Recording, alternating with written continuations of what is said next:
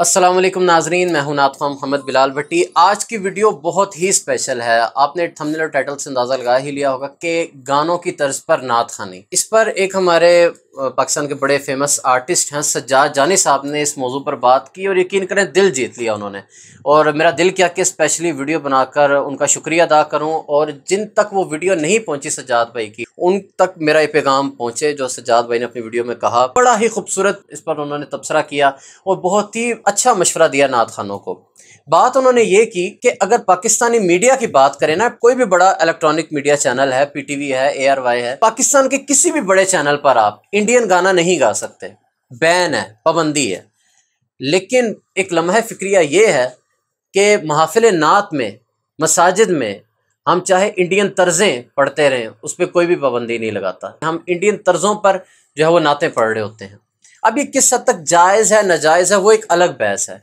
अभी मैं जिस मुद्दे पे आ रहा हूँ ना, वो ये है जो सज्जाद भाई ने कहा कि एक सिंगर है ना, वो अपने लिरिक्स पर, अपनी कंपोजिशन पर बड़ी मेहनत करता है, वो तर्जें भी खुद बनवाता है। अगर वो सिंगर खुद इस काबिल है तो वो तर्ज खुद बनाएगा कि मेरी तर्ज किसी से इंस्पायर्ड ना हो, जो मैं चीज़ बनाऊँ वो यूनिक हो। अगर वो खुद नहीं बना सकता तो वो ठीक ठाक एक सिंगर पैसा भी लगाता है और तर्ज अपनी बनवाता है म्यूजिशियन से, और लिरिक्स पर भी भरपूर मेहनत होती है, तब जाके कामयाब ट्रैक बनता है। लेकिन नात खानों में इतनी मेहनत नहीं देखिएगी। नात खां अनफॉर्चुनेटली आज के दौर में क्या कर रहे हैं, कोई भी लेटेस्ट ट्रैक आया, कोई भी गाना आया, उठा के उस पर जो है वो नात पढ़ दी, जो कि बहुत गैर मुनासिब सी बात है। बड़ी खूबसूरत सज्जाद भाई ने बात की कि अगर एक बड़ा नात खां या कोई भी नॉर्मल नात खां अगर एक महफिल से 25-30 हज़ार रुपया, 50 हज़ार रुपया उसको हुजूर के सदके अता हो रहा है और वो इतना कर रहा है, तो वो क्या एक 5,000 रुपया लगा के अपनी तर्ज नहीं बनवा सकता? ये नहीं है कि आप किसी बहुत बड़े म्यूजिशियन से राब्ता करें, अच्छे और सुलझे हुए गली मोहल्लों में भी अच्छे कंपोजर्स मिल जाते हैं। आप इवन के जहाँ पे कलाम रिकॉर्ड करवाने जाते हैं, स्टूडियो वाले आपको तर्ज बना देंगे। आप उनको कहें तो सही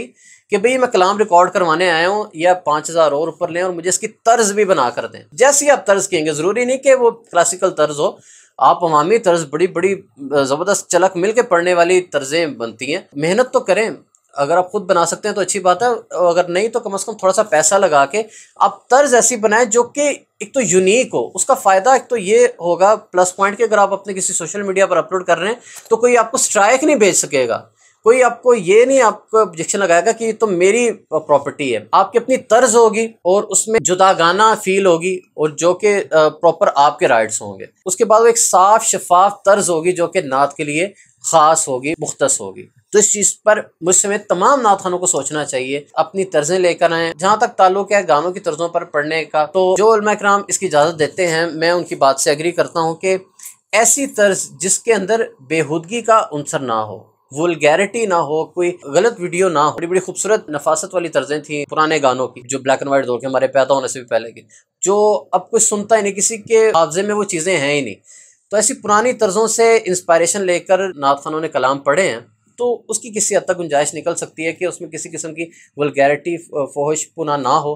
तो एक सादी सी और सुलझी हुई तर्ज हो तो आप उससे इंस्पायरेशन लेकर पढ़ सकते हैं। लेकिन एक जो सरासर वल्गैरिटी और गलत वीडियो पर मुश्तमिल कोई सॉन्ग हो, उसकी कंपोजिशन पर अगर आप नात पढ़ेंगे तो सुनने वाले ने अगर ऑलरेडी वो गाना या वो फहश वीडियो देख रखी होगी इस वीडियो सॉन्ग की, तो फ़ौरन उसका ज़हन उस वीडियो की तरफ जाएगा। पढ़ अपनात रहें, लेकिन एक गलत गाने की कंपोजिशन उठाने की वजह से सुनने वाले सामीन का ध्यान उस गाने की तरफ जाएगा, तो इसका गुनाह होगा। तो इस चीज़ का थोड़ा सा ख्याल किया करें। अगर आपने किसी गाने की तरफ पर पढ़ना भी है तो कोशिश करें कोई ऐसा हो कि जो बिल्कुल साफ़ शफाफ और नफीस तर्ज हो और उसके अंदर किसी किस्म की बेहूदगी ना हो। बहरहाल कोशिश ये करें कि अपनी तर्ज बनाने की कोशिश करें, या कम से कम किसी कंपोज़र को हायर करें। इससे होगा ये, ऐसे से अच्छे काबिल कंपोज़र बैठे हुए हैं कि जो सफ़ेद पोशी की ज़िंदगी गुजार रहे हैं। चले उनका भी दाल दलिया और सरकट जो चूल्हा जलता रहेगा और वो आपको दुआएं भी देंगे, तो आप उनकी खिदमत हासिल करें और तर्जें उनसे बनवाएं, उनकी खिदमत करें। आपका भी फ़ायदा होगा और उन लोगों का भी फ़ायदा होगा जो आपको तर्जें बना कर दे रहे हैं। तो आज की वीडियो में यही पैगाम था। तो आप बताइए कि आप इस तजवीज़ से किस हद तक एग्री करते हैं। तो आपकी राय का मैं मुंतज़िर रहूँगा। तो आज की वीडियो में इतना ही। अपना बहुत सा ख्याल रखिएगा। अल्लाह हाफ़िज़।